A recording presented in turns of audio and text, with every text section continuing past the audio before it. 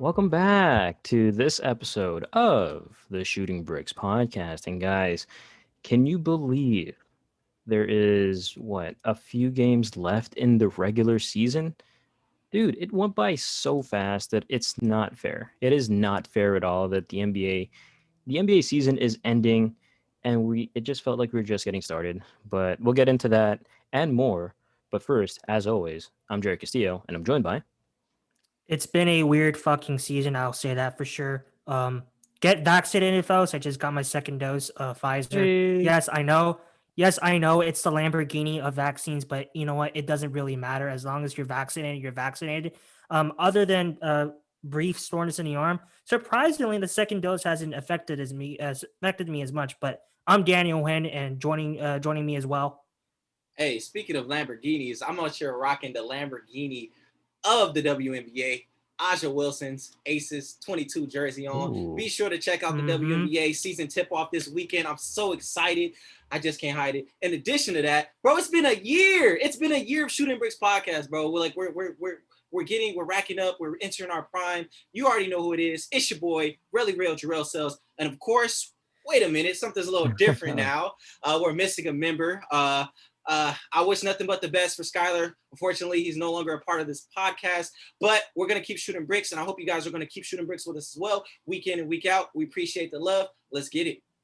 Let's get it indeed. And really quickly, good note for Daniel. Good job on mentioning vaccinations because I just got my first dose of Moderna. I don't know if that's the Lamborghini or the Ferrari. I don't know what that is, but get vaccinated, save lives, and do your part in helping the community. So just, you know, get vaccinated. But speaking of which, we're talking about vaccinations and we're talking about how everyone needs to get vaccinated. Well, everyone needs to get vaccinated so that people can actually start watching the Lakers and give them some pep in their step because apparently they need it. They really, really need it. The Facts. wa- the La- Yep. the Lakers just barely beat out the Knicks in overtime, just barely, and the Warriors just barely beat. I think it was the Suns with four people triple teaming Stephen Curry, as per usual. As per Shout four out to people Andrew triple. Wiggins. Yeah. Yep. Andrew Canadian Wiggins, kid. shout out to Andrew Wiggins. He's been playing fantastic. I can't believe I'm saying that. But I don't know where the Warriors would be if Andrew Wiggins didn't save the day. But we're talking about the Warriors and the Lakers, the 7 and 8 seeds. So I'm just curious. Do you think the league might enjoy a Lakers versus Warriors playing game? And some statistics and Absolutely. such. Some statistics and such before we get into it. So the Lakers are currently 39-30 and are 4-6 in their last games. They're currently a game behind the Trailblazers, who are fifth, and the Mavericks, who are sixth. Both teams have a record of 40-29. Now, again, I posit the question to you: do you think the league and fans in general will enjoy a Lakers Warriors play-in tournament? Stephen Curry, he said one very basic thing. So yeah, I agree with Steph. What about you guys? What did he say? Yeah, I'm curious too. That's literally what A he said. head He nod? Oh, he Lord. just basically head nodded his way through the press conference. He's like, I think it was Anthony Slater. He asked him, "Hey, Steph, do you think the NBA will enjoy a Lakers versus Warriors playing tournament, playing game?" And Steph was just like, "That's all you need Interesting. to say. That's all you need to say." But go ahead. Uh, First off, I just want to say the Lakers have been complete ass in the last 10, 4, and 6. Anthony Davis has been, I've kind of said it before, but last week, he's been the biggest disappointment this season. It's not totally his fault. It was a short But what off about this season. week, bro?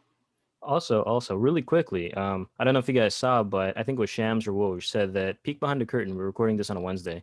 Lakers are supposed to face the Rockets, and AD is out. Yeah, LeBron is too. But I mean, AD been showing up. I'm still let you go, Daniel. But he's been showing up this week, bro. The 2-3 games that he's had. Come on. I will give him credit. He's been really good the last couple games. I just with the hype we've been giving him, I was just hoping that this year would have been the big step up, but I think that's going to be next season. But other than that, the league would absolutely love, and I can see Adam Silver getting on his knees right now, praying to God for this matchup Oh to my God. happen.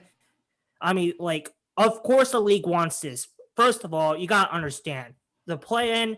between the Warriors and Lakers, think about LA and San Francisco. They're both glamour towns. The NBA is a big market league. Let's be honest. It's a league that thrives on glamour towns and big cities, and both are big markets. It's going to be a ratings lapalooza, okay? And second point, the stars that are going to be in it. By the time the play-in tournament comes around, I am confident that LeBron James will be fully returned by then, and you're going to be having LeBron James, Anthony Davis, and Stephen Curry in a play-in game. That's a lot of stars, and these franchises have nailed 2 out of the last 3 championships. The only reason these 2 franchises are in this moment right now has been unluckiness. They've been hampered by injuries all season long. If Clay hadn't gotten hurt and Anthony Davis hadn't and LeBron James hadn't gotten hurt, this is a completely different discussion right now. The Lakers and Warriors are 1 and 2 in the West. People are going to be thinking like it's going to be a Western Conference Finals clash, and the thing is, the windows for both of these teams are not really closed. So what happens in the play-in could be a preview of what happens next season, because I think what happens next season is going to be back to normal, and I think we're going to have a really big NorCal SoCal clash. But those are my thoughts. Oh yeah, absolutely. Just piggybacking off of the hype for Anthony Davis. I think, as soon as he got that injury, weird offseason, that hype like quickly diminished. You know what I'm saying? Just being realistic. That's why I feel like he was kind of slow last week, getting back into the mix of things. And then this week we saw a different Anthony Davis. We got 2 wins. Yay. All right. But to answer your question, the league being excited, fuck yeah. Fans being excited, fuck yeah. Like that'll be an amazing showdown. I'm kind of nervous. Last year, if you guys were with us, the Trailblazers kind of made me nervous. Curry makes me nervous a little bit. I'm not going to lie, but it's his team. Lakers, I'm sorry, Jarrod, but the Lakers have a better team than the Warriors right now. I have to say that. But fair. That's like Daniel said, 3 stars. It's box office. It's a game 7 mentality because it's win or go home, right? So absolutely, like I'm so excited for this. I think the league is excited for this. This is what the play-in tournament is supposed to bring. This excitement, this enjoyment, the clashing of the stars, and it's such a weird, unique situation right now. We might as well maximize it by having LeBron James versus Curry again. It's giving us that finals feel back when the Cavaliers were playing against the Warriors. Man, I can't believe you guys just keep overlooking my guy, dude. Andrew Wiggins, he is a star. Okay, he is a very, very small star, but he is a star nonetheless, dude. Like ask most people from Canada, they'll probably say, "Oh yeah, Andrew Wiggins, fantastic. Wiggins Island, fantastic." He is not a bona fide star. He is not a huge star. He is a small star, but he is a star nonetheless. I don't know about that, Jerry. I think Daniel will agree with me here. I don't think Andrew Wiggins is a star. He's a good role player. I think he's a good addition with Klay Thompson back in the lineup in an actual Warriors championship squad. But he's not a star. He could have been a star. That's the biggest disappointment about Andrew Wiggins. He didn't live up to the hype, and that will haunt him for the rest of his career. Facts. I think he's 25, 26. It's hard to believe that he's been in the league for 7 years. I think 7 or 8 seasons at this point. You got it. Because he was time. First pick 2014, right? Yep. Man, Maple Jordan is something else. Still waiting for something, but he is showing flashes. Dang. So he's not worth the 27 million per year, but he is showing flashes, and that's all the Warriors need, because he can bring it on the defensive end. Will he lock up LeBron in this playing game? Probably not. No. He could probably hold him to 35, and I mean, okay, being optimistic here, super positive, optimistic. And Draymond could probably hold 80 to 26, which is a fair thing to say, right? Because AD's what? 6'11", 6'10", 7 foot. And he's that much better than Draymond Green. Because as much of a defender as Draymond Green is, AD is probably a better offensive player. Is that fair to say? Like, without question. He's one of the better big scoring men in the league. Yeah. And so if this does happen, the Warriors, they're going to have a really tough time, but they're still going to make it a game. So I'm excited to see how this plays out. I'm sure we're probably going to zoom it if and when it does happen. We're just going to be sharing our thoughts and whatnot. But okay, that being said, right, we have the Lakers at 7, the Warriors at 8. We're not even going to talk about the Grizzlies and the Spurs because no offense to the Grizzlies fans out there or the Spurs fans, no chance, no chance, right?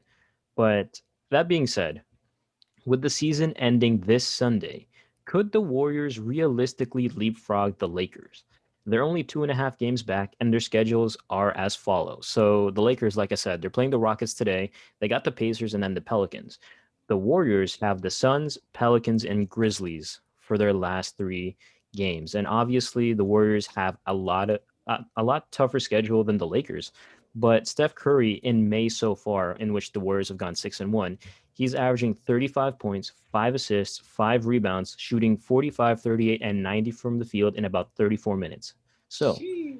with that being said, could, very big word, could the Warriors leapfrog the Lakers? Jarrod, I just want to say Stephen Curry is a top 3 point guard of all time, and he's going to be, in my opinion, he will retire number 2 behind Magic Johnson. Stephen Curry has been hot in the month of May so far, but I'm going to have to say no, unfortunately not. First of all, you kind of pointed it out. The Warriors have a tougher schedule in the last 3 games other than the Lakers do, but there's also one other factor that you're forgetting. LeBron James. LeBron James, look, we don't know what his status going forward the next 3 games. We're just not sure. But I'm betting you in the next 3 games, we will see LeBron James return to the lineup because he's got to find a way to prepare for the playoffs for some way. Make that bet. Because Yeah. I mean, I'm willing to be $500 for it. Okay, I'm kidding. Make that Okay. bet. Yeah, I'm kidding. I bet you. Because But no offense, I would win that bet because he already announced that he's not playing for the Rockets game, right? yeah, he's not playing for the Rockets game, but we will see him before the playoffs because you just got to get back in the lineup somehow. You got to get used to play. So that's why I think the Lakers will kind of, they will kind of do okay in the next 3 games. I still think they're going to end up in 7th. I just think 1 game behind is too difficult to get to 6th at this point. So, but the Lakers are going to hold strong in 7th, and I don't think the Warriors. I'm going to be on, like you said this before, like Gerrel. The Lakers have a better team overall than the Warriors. Stephen Curry has been like carrying this Warriors team all season long. No, I don't see it. Yeah. I'm gonna have to disagree with you there. I'm grateful for the shout out, Daniel. I'm enjoying this love we have going on here. But that man that you named there, Steph Curry, hasn't been injured aside from the tailbone injury, for the most part this season. The Warriors still can bank on Steph Curry.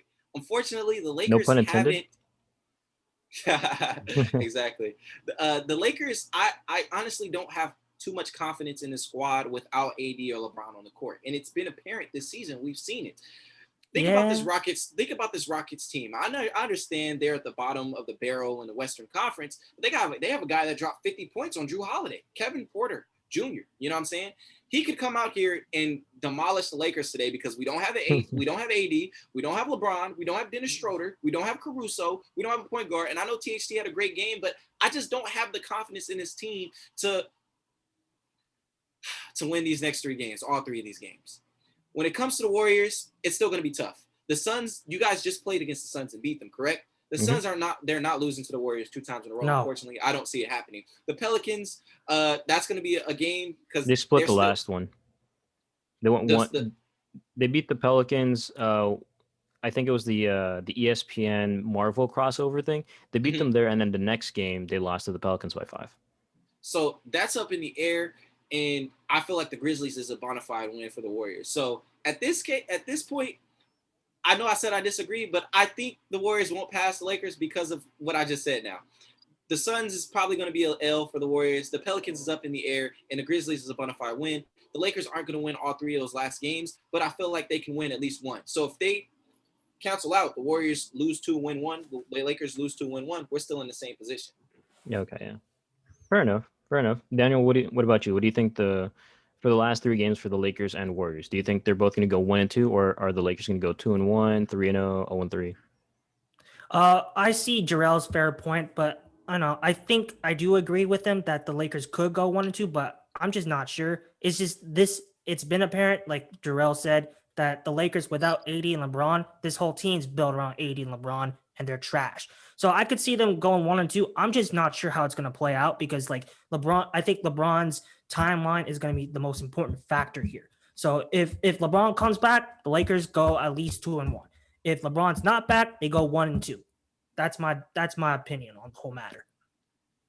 I don't know why, but I'm optimistic for the Lakers, surprisingly, because I think they can potentially beat the Rockets and the Pelicans because the Rockets, they're just whatever, dude. Like Kevin Porter Jr., yeah, he's cool, but you know, for them to feasibly compete, they need Christian Wood. And he's been iffy on the status. He's averaging 20 and 9, I think, 21 points and 9 assists or 9 rebounds, I think.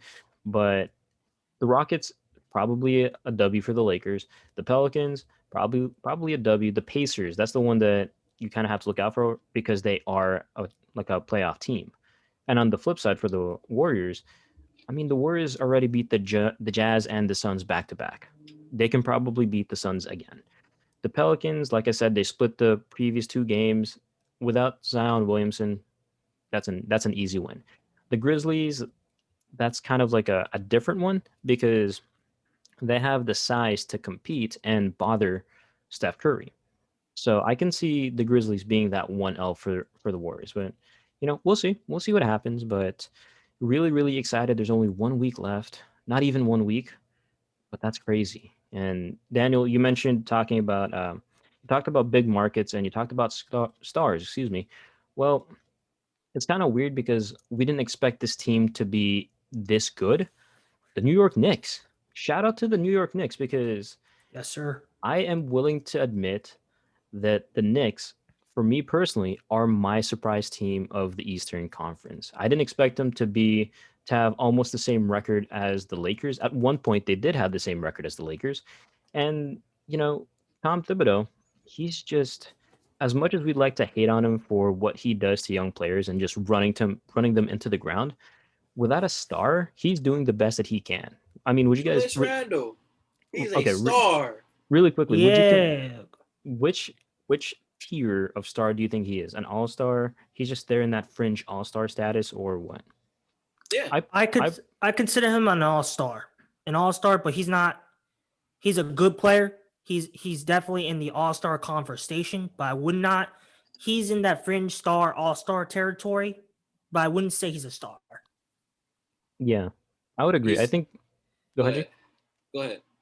I think he is a star in the loosest sense, which means he's probably like an all-star. Because Nikola Vucevic for the longest time wasn't really a star and then he became an all-star and then all of a sudden he's a star player. So that's what I see Julius Randle as. But go ahead, G. He's a bona fide all-star growing into a star. And the reason why I say that is he's taken on leadership with this New York team. Every team that he's been on since this year of improving, every year he's improved, right? He's added things to his game. He's shooting threes now. He's taking people off the dribble controlled. And that's the reason why I can say he's moving towards stardom because he's the leader of this team. The driving force of this New York Knicks team is Julius Randle. He's number 1 in minutes in the league, number 1 in minutes on his team. He's leading them in almost every statistical category. So he's moving towards a star because he's the face of the Knicks right now. Yeah. And because he is the face of the Knicks, surprisingly, I don't think anyone saw this coming, but because he is the face of the Knicks, they're currently hovering between the 4th and 6th seed and are 38-31 on the year, 6-4 in their last 10, excuse me. Since April, they've been 14-7 with wins over the Lakers, Mavericks, Hawks, and Clippers. They recently lost a game to the to the Lakers, excuse me. So that's a thing. But again, Tom Thibodeau, masterful job he's done. And I remember when we first heard that the Knicks were signing Tom Thibodeau, our initial reactions were like, "Ugh, gross. That's a bad signing." But surprisingly, he's just turned things around because as of Wednesday, what is it, May 12th, they're first in opponent field goal percentage at 44.1%, first in opponent three-point percentage at 34%, first in opponent's points scored per game at 104.9, and they're fourth in defensive rating at 108.5. Their net rating is plus 2.2, which you might be thinking, oh, that's kind of it's kind of small, but that's 10th best in the league. They play at the slowest pace because it's Tom Thibodeau and he plays at a snail's pace, but it's working for them. So really quickly, thoughts on the Knicks, because who knew defense won games? Wow. I'm shocked. I am flabbergasted that the Knicks are good. And Daniel, you're talking about big markets, you're talking about stars. If the Knicks continue this going the direction they're going, I mean, this is the resurgence of the Knicks that fans in New York have been clamoring for the last 20 years. And so good job on Tom Thibodeau for instilling a culture that works. And, we'll see what happens. But yeah, thoughts on the Knicks? The Knicks have been an absolute pleasant shock this season. Let's be clear. From all three of us, none of us expected New York to be a playoff team this season. Honestly, from my end, the Knicks were like being one of the most poorly run organizations in the last 10 years. I expected the Knicks to be right back where they always were in the last 10 years. Back in the lottery. I thought they were gonna be in the race for a top 10 pick again, but no, they completely surprised me this season. You said before, Jarrod, that Tom Thibodeau, we kind of frowned on him, but the hiring has been a good result so far. It's as a guy that's kind of, me and Gerrel have both ragged on the 3-point revolution for better or worse. It's a good flashback to old school basketball. This team is gritty. This team is tough. It's very reminiscent of the 1990s New York Knicks era and the Knicks general play of basketball throughout their history. It's good to see this type of basketball back again. They're also that what makes them more surprising is like they remind me of that Atlanta Hawks team a couple years back with Coach Budenholzer and DeMar Carroll, where they made the playoffs without a star. Usually the NBA is a very star-driven league. I've said that hundreds of times. And normally, if you don't have at least one star, most of the time you're out of fucking luck when it comes to the playoffs. This is one of the cases where like they kind of break the rule, Atlanta being the other one, and to a lighter extent Boston during the years after the big three. But that's what makes them a great story. They're doing this without a star. Now my concern is it's a feel-good story.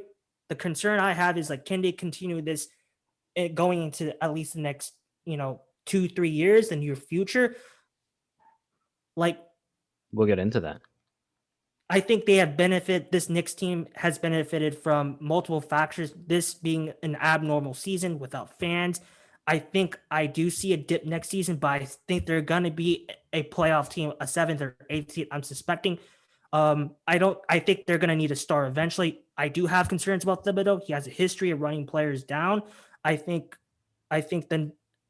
however, with New York's good play, I think a star is going to be attracted eventually. And Thibs is going to be a bigger question, but Knicks fans should have, Stephen A. Smith, shout out to him. They should be feeling good about the Knicks short and long term future for now. Oh, yeah. That's a great thing to hear. Yeah, and really quickly, G, I just want to say shout out to RJ Barrett too for he had a pretty solid rookie season, and then all of a sudden he's kind of upping his game this season. So I don't know if you're going to mention him, but go ahead, G.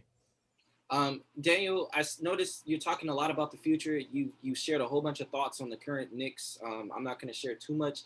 This is all the right moves that are occurring right now. We got a strong coach that's been able to take this team from mediocrity to being in the playoffs, right? We have a all-star type player, not a superstar, all-star to a star type player in Julius Randle. We have a young Maple Jordan, or not Maple Jordan. What is it called? The Maple Mamba. There we go. Maple Mamba. The Maple Mamba. And RJ Barrett. This team, you compared it to the Hawks with DeMar Carroll. I'm looking at this team like Toronto Raptors before Kawhi. They're building up those pieces. I'm looking at this team like a Detroit Pistons 04.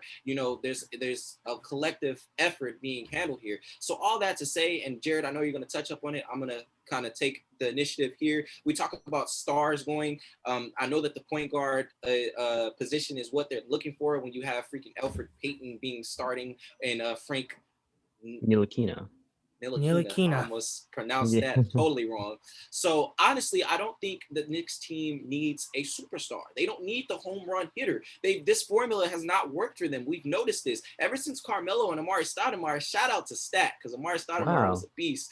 But ever since those two, who's been on the Knicks? You know what I'm saying? They keep saying, oh, we're going to get KD, LeBron, AD, Kyrie, Harden.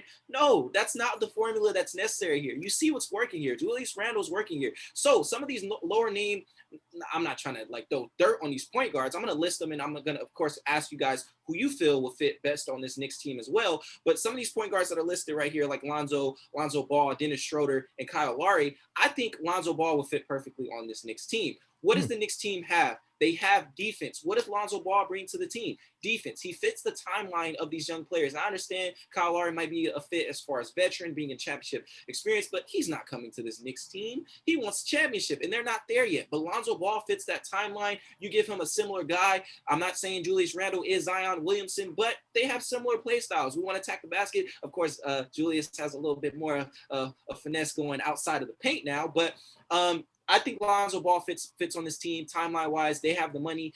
He's a young asset. And I think if the Knicks go for those lower-level, borderline all-star, below all-star to all-star type players, build a foundation within their roster, I think they will be just as good, if not better, as they have been this year. And they can be one of those mid-level 3 to 6, not 3 to 6, yeah. 3 to 5th seeds in the East. If they continue to play defense, Jarrod, you said defense wins games. Fuck that. Defense wins championships. So if they can have a great foundation of great, I don't want to say role players, but players that are ascending to becoming all-stars, I think this team will be good. They still have young players on the bench that haven't even panned out. Shout out to Kevin Knox, because I don't even think he's in the rotation.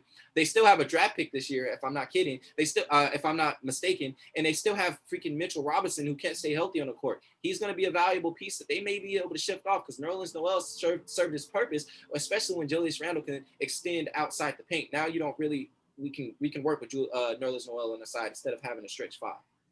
Yeah, I think having Lonzo there would be the most, I wouldn't say cost efficient, but it would make sense, right? Because Schroeder is asking for a fuck ton.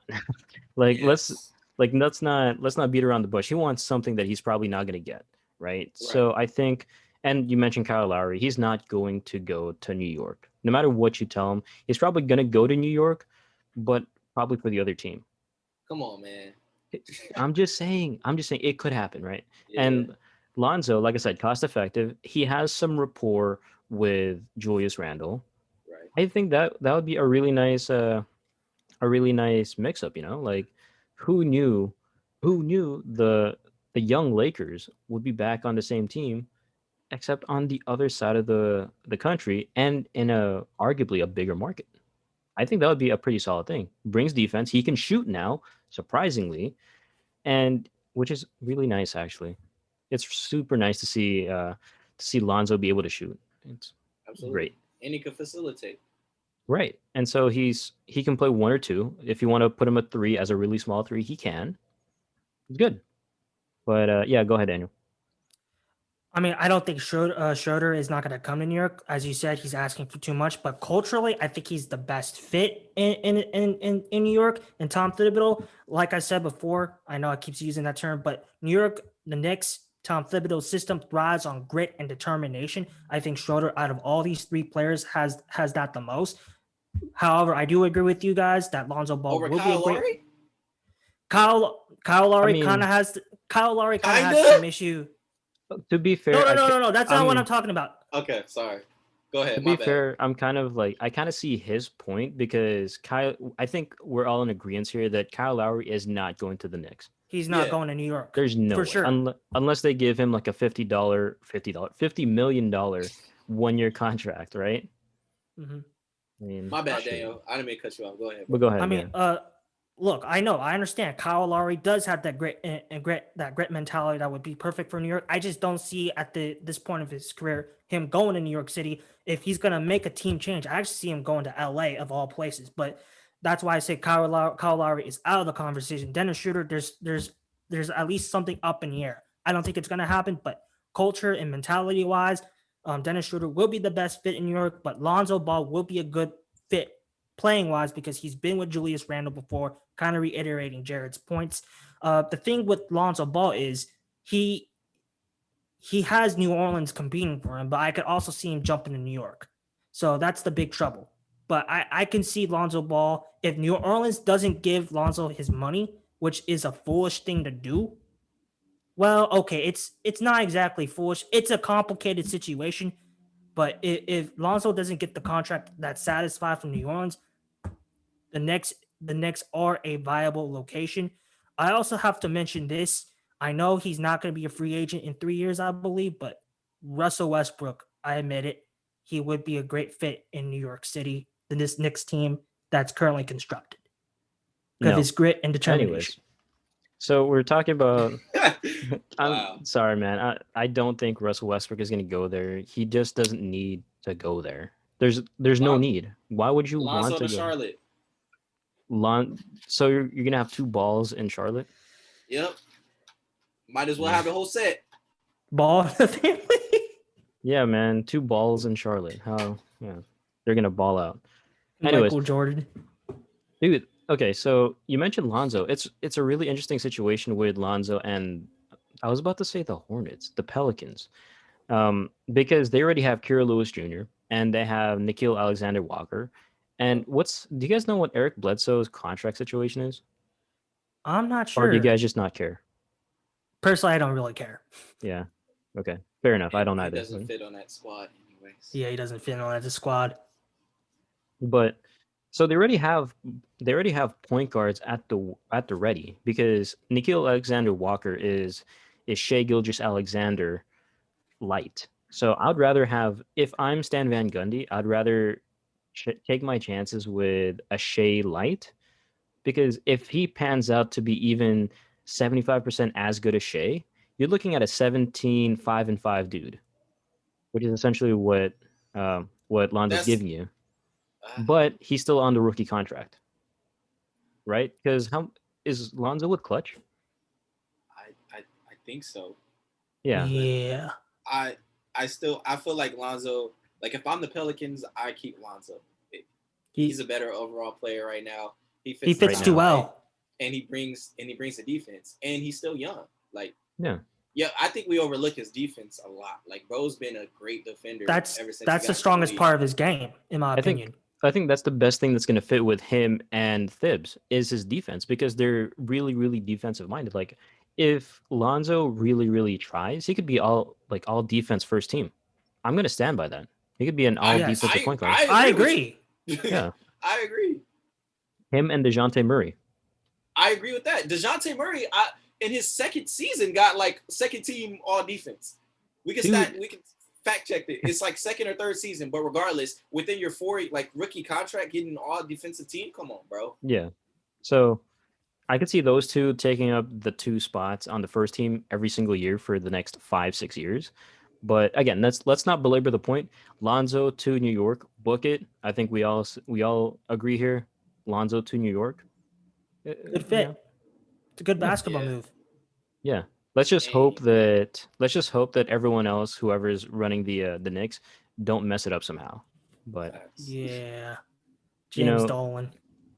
we're not going to talk about him because we don't want to get sued. But anyways, Daniel, you talked about Russell Westbrook, and I'd be remiss if I didn't mention Russell Westbrook because for the 3rd week in a row, 3 times the charm, Westbrook is one of the biggest pieces of news for the podcast. If you guys have been living, yeah, why not, right? Why not mention him 3 times?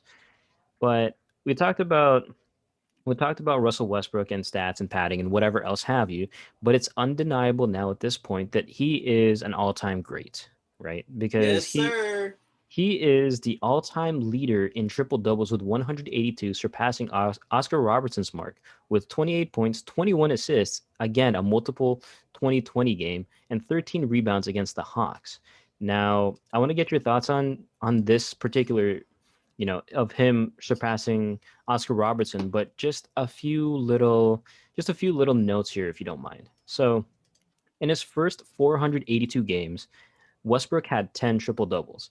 After KD went down with a foot injury in 2015, Westbrook had 9 more than that in the final 27 games. In the next 371 games, he had 127 triple doubles.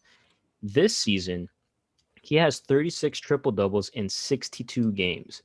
If he gets 3 more, which he can probably do because it's Westbrook, why not?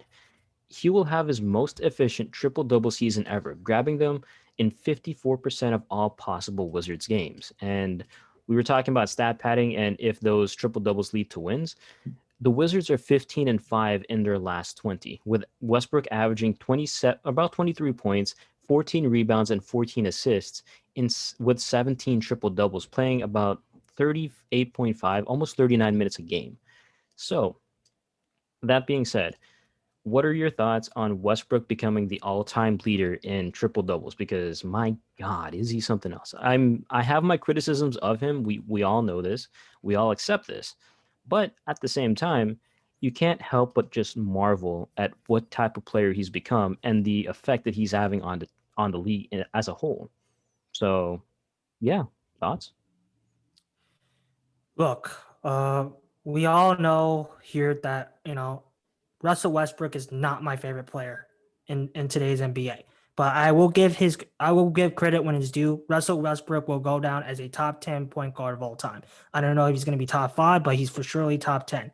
The triple double records he's breaking are quite frankly remarkable. And triple doubles are, even though I think they're the most overrated type of accomplishment you can have in basketball, they're like the no hitter in baseball. There are no easy feat.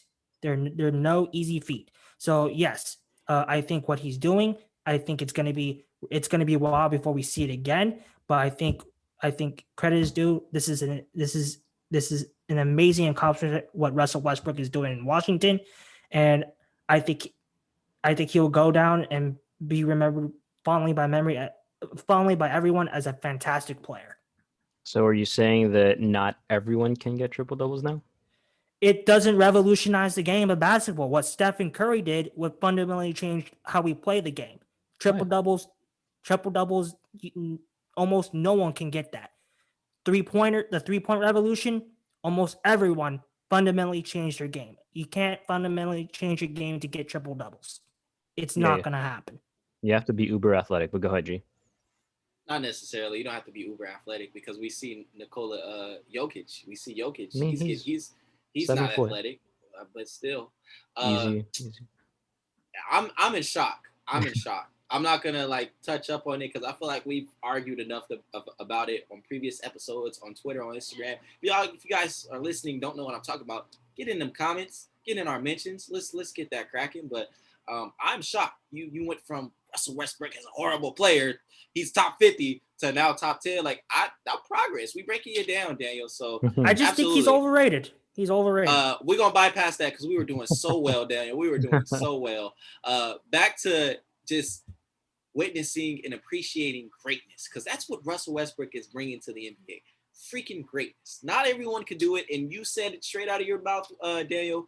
Not everyone could get this triple doubles, and Russell Westbrook's been averaging it over multiple seasons. You talk about stats and winning and leading your teams to victory, and we see this. I saw a crazy stat like Russell Westbrook, when he gets a triple double, he's like 130 plus wins compared to 45 losses. Mm-hmm. That's wins. He's doing it. It's affecting the game, and in that sense, I think it has revolutionized the game because more players want to. This is, like I said, this is the player that you want on your team, but this is a player you want to go into battle with, or this is a player that you kind of want to coach. I understand he gets turnovers, but he affects the game regardless of what's going on. If he's having a bad shooting night, he's going to get some rebounds. He's going to facilitate. This is what we wanted Kuzma to do, right? Kuzma, find your niche with the Lakers. You're not shooting well, rebound. He's done that. Okay, I'm going to facilitate a little bit. He's not no Russell Westbrook, but this is what you want players to do. So in that sense, he's revolutionized it. If I ask young Coopers to watch players, I would most definitely tell them to watch Russell Westbrook because he's going to show you what grit, determination, grind, hustle looks like. He's going to give that to you. So this is absolutely remarkable. Just using the terms that was used on this podcast earlier, this is an amazing player. Russell Westbrook this is history. We are witnessing history. We are witnessing greatness. So just like we appreciated Curry and his run that's continuously going, just like we appreciate LeBron and his run of career, let's appreciate Russell Westbrook and what he's bringing to the NBA because we might not see it for a long, long, long time. Yeah, and that's actually a really great point that you made up, that we're not going to see it for a long time. And can you believe that we're talking about the Warriors, and it's crazy, the first triple double was in 1950 by Warriors guard Andy Phillip, and then it went to Oscar, and then it went to Magic, and then it went to Russ. Right? That's kind of like the progression throughout the years, and it's crazy to see how far it's gone, regardless of what we think of triple doubles nowadays. And so, I posit the question to you guys: where do triple doubles go from here? And conversely, who has the best chance of reaching Russ eventually? Because players have a propensity of getting triple doubles nowadays. So I could potentially see maybe Luca getting past, Russ's mark. Russ is going to end up with more than 250 triple doubles by the end of his career. Calling it now. More than 250. I can see I can see Luca maybe going to 270. Because he's starting so young, he could probably be 270, 280, maybe even 300 triple doubles by the end of his career. So, yeah, where do triple doubles go from here, and who has the best chance of reaching Russell Westbrook? I mean, where do triple doubles go from here?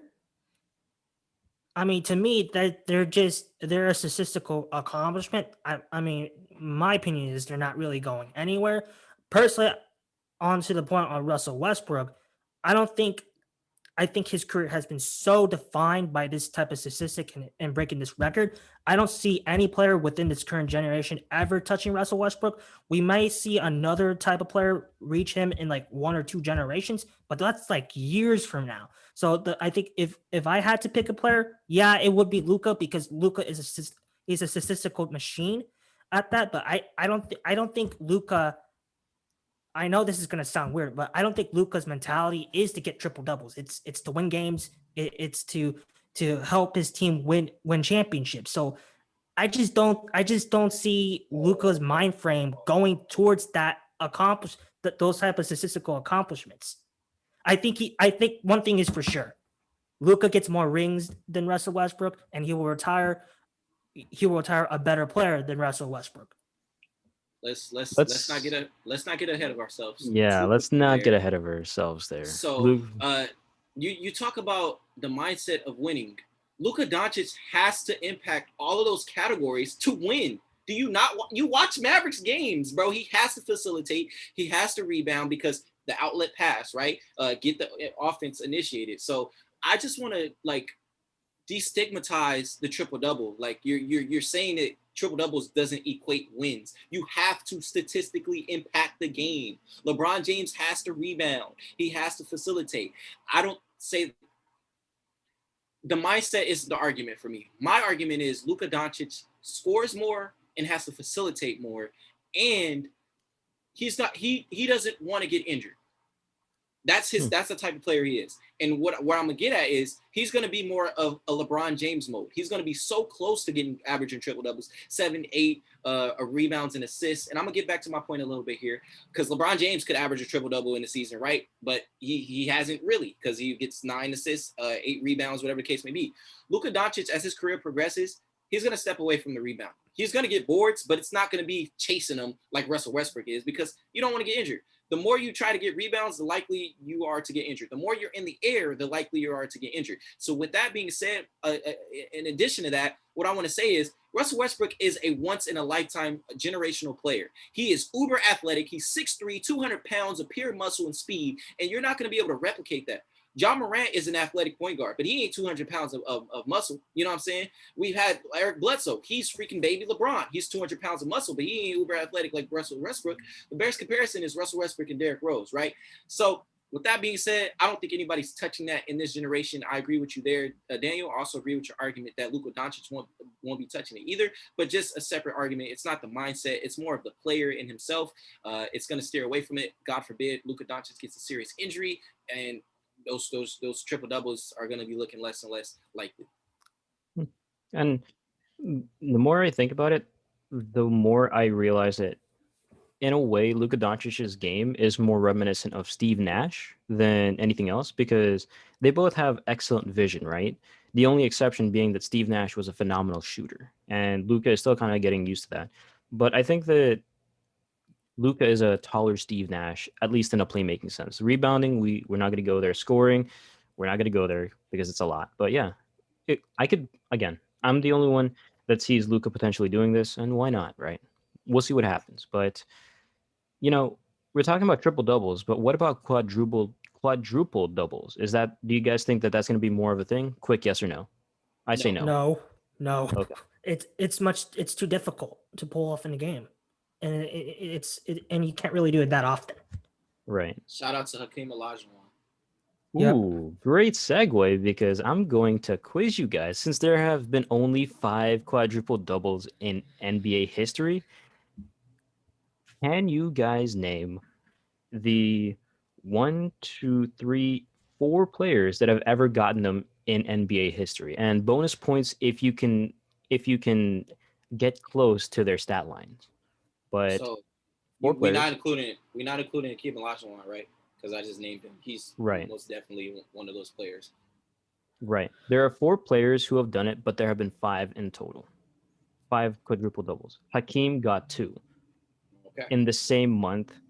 Do you do you know what his output was thereabouts for the first quadruple double? It's I, fine if I you don't. I'm pretty sure I know I what personally stats don't it know. is. Like Hmm? I don't know the exact numbers, but it's points, rebounds, assists, and blocks. Yep, for both of them. Yeah. I'm assuming I'm not assuming. I'm pretty sure majority of these guys on this list are centers. They're bigs. Okay. Um, Well, okay. Walt So Chamberlain could be one of them. no. So Oh, okay. can I because take a guess? Or are you about to name them? no. So are you done with Hakeem? Yes, I'm done with Hakeem. Okay. So the 2 times he got them in I think March 1990. His first game he got 29 points, 18 rebounds, 10 assists, 11 blocks. His second time, he got 18 points, 16 rebounds, 10 assists, 11 blocks. You have 3 players left. I'm gonna go with Dikembe Mutombo. That's a guess. Kareem That Abdul-Jabbar. those are 2 wrong guesses. Okay, what about Okay, here's a Monte hint. Ball? Who? Monte Manute Ball. Ball? Yeah. Nope. Okay, so here's one. These 3 players, they played in the 70s, 80s, and 90s respectively. One was on Oh, a ship. What was on? Oh, David Robinson. 1994. Do you know what his stat line wow. The was? Admiral. It's points, rebounds, assists, and blocks. I don't know the exact ones, but I Yep. know that's those Thir stats. 1994, David Robinson, 34 points, 10 rebounds, 10 assists, 10 blocks. You have 2 Damn. left. One Fuck was in it. the 70s, one was in the 80s. Oh, never mind. Damn. Hint, Terrible guess, but Elgin Baylor. that's pretty bad. But this player that did it in the 80s played for a Lakers rival. Played for the Spurs. Oh, it's got to be a Celtic. I just said it's for the Spurs. Oh, it's for the Spurs. Shit. This one is a very, very difficult one, so I'll just give it to you. George Gervin. No, because by this time he'd kind of retired. It was Alvin Robertson in 1986. 20 points, 11 rebounds, 10 assists, 10 steals. He was one of the best defensive players of all time. Obviously, Damn. his career got derailed because of some off-court issues, but he was able to do it. Lastly, the last player on this list, 1974. He's a big. His name is Nate. Not Nate Robinson. No, no. If he was playing in 1974, crazy. Of course not, bro. I don't think he got knocked out to go back to the future or right. back to the past, whatever. All right, this one is a difficult one, so do you guys just want me to tell you? Yeah. No. Nate Thurmond, 22 points, 14 rebounds, 13 assists, 12 blocks. Bonus question. There was one player in the last 20 years who almost got a quadruple double in Game 6 of the 2003 NBA Finals. Do you know who Shaq. that is? 2003 Finals. Oh, Tim Duncan. Tim Duncan? Yeah. Tim Duncan. He was 2 blocks away from getting a quadruple double in the NBA Finals in a clinching game against the New Jersey Nets. Dang. He was not credited with 2 blocks because they gave it to David Robinson. And looking back at the tape, They messed up. They really did mess up. But Damn. yeah, quadruple double, very very rare. I mean, if there was one time Draymond had, I think 10 of everything except 8 points, then dude, just layup, easiest shot in basketball. But anyways, um, yeah. Speaking Stat of, padding. uh, Exactly. Okay. Ain't such thing. You know what I'm saying? But go ahead. but yeah, just two quick things here before we switch over to the quick hitters. So Jalen Brown will miss the rest of the season with torn ligament in his left wrist. Horrible news. Hopefully he feels better. The I saw someone wrote this on Twitter. The Celtics season from hell just keeps continuing. And Victor Oladipo will undergo season-ending surgery on his right quad tendon per Shams. He only played 4 games, averaging about 12 points, 3 rebounds, 3 assists, and he's an unrestricted free agent. Very, very, very, very quickly, what do you guys think happens to Victor Oladipo this like moving forward? Because he's not getting a max deal.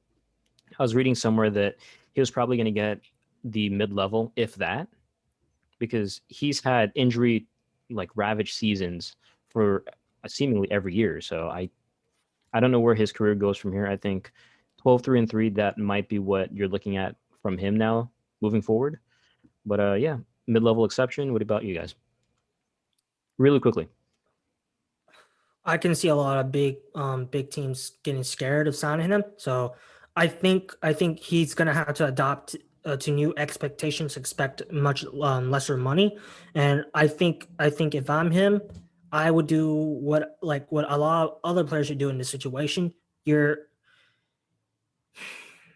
the injuries are gonna keep piling up, and you're gonna be in positions where you're at the tail end of your career. So I would just try to find a big role spot on a championship contending team, because I still think you can still compete in a very effective way. But that's what I would do. Take less money is a for sure, and start looking for a big contender, because your time in the league is now numbered. Yeah, he's gonna have to choose like less money because he's been injured, so no one's gonna pay him big dollars. But go ahead, G.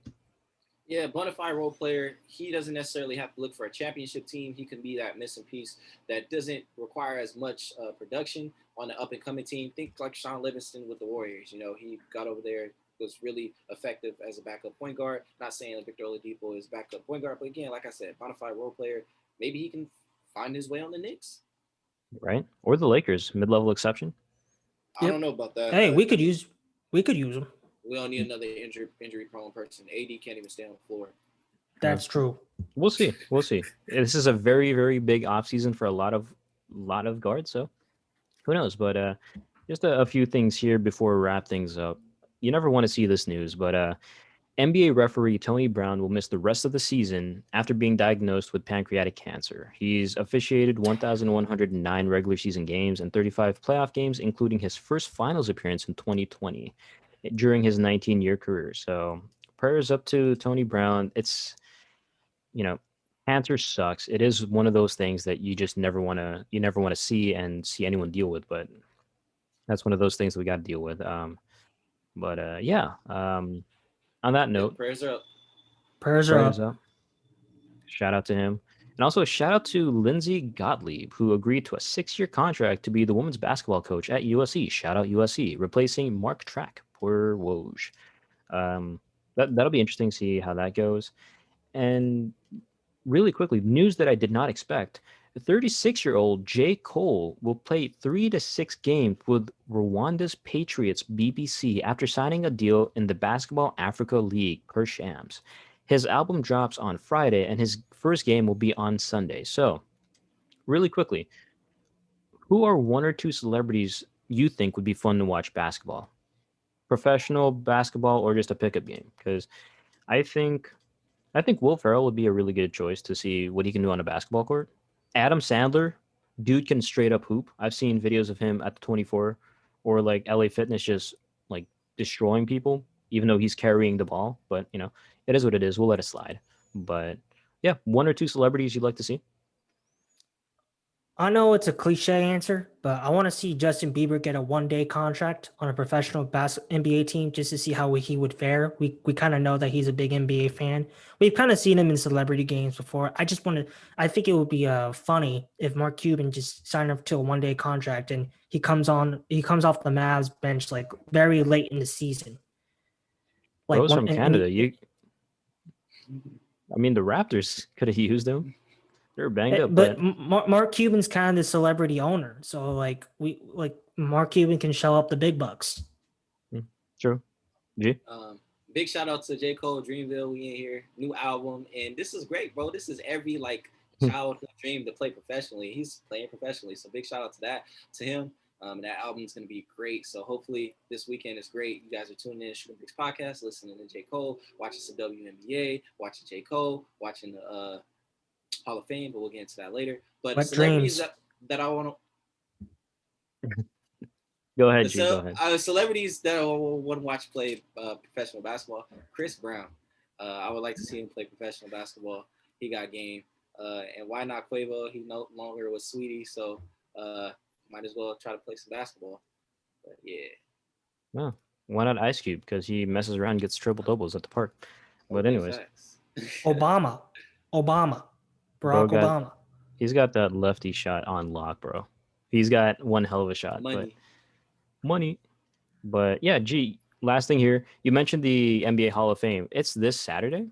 And, shout out to everyone. I'm pretty sure everyone's going to be tuning into that. But yeah, the Hall of Fame enshrinement ceremony is this Saturday. And Vanessa Bryant will speak in honor of Kobe Bryant with Michael Jordan joining her. I don't think there's anything else that needs to be said except for perfect choice. Wonderful decision all around. And I can't wait to see and, hear what she has to say. Her and Michael Jordan. But very, very quick thoughts. I just think it's the perfect choice. He was, Michael Jordan was Kobe's mentor. Mamba forever. Yeah, Mamba forever. Right. And with that being said, Daniel, you mentioned perfect choice. Well, it's also a perfect choice if you don't forget to subscribe to the Shooting Bricks podcast and leave a review on your platform of choice. It really helps us out. Lastly, make sure to follow us on @PodcastBricks on Twitter, @ShootingBricksPodcast on Instagram, and @The Shooting Bricks Podcast on YouTube for all the news and the video of this episode of the Shooting Bricks Podcast. And as always, I'm Jarrod Castillo. I'm Daniel Huynh. Just gonna let the folks know that I will probably be buying another comic book this weekend. Some people in this room are gonna be happy with my choice. I'm probably gonna pick out Spider-Man Miles Morales, but joining me as well. Dope. Again, it's gonna be an eventful weekend. Peep behind the curtain. Lakers, please get this W tonight. But yeah, I hope you guys come shoot some bricks with us. We got some more important, cool information coming up. So be sure to tap into all the socials and engage with us. We love it. And we'll see you next week. And it's your boy, Really Red, Gerrel says. And with that, now we will see you next week.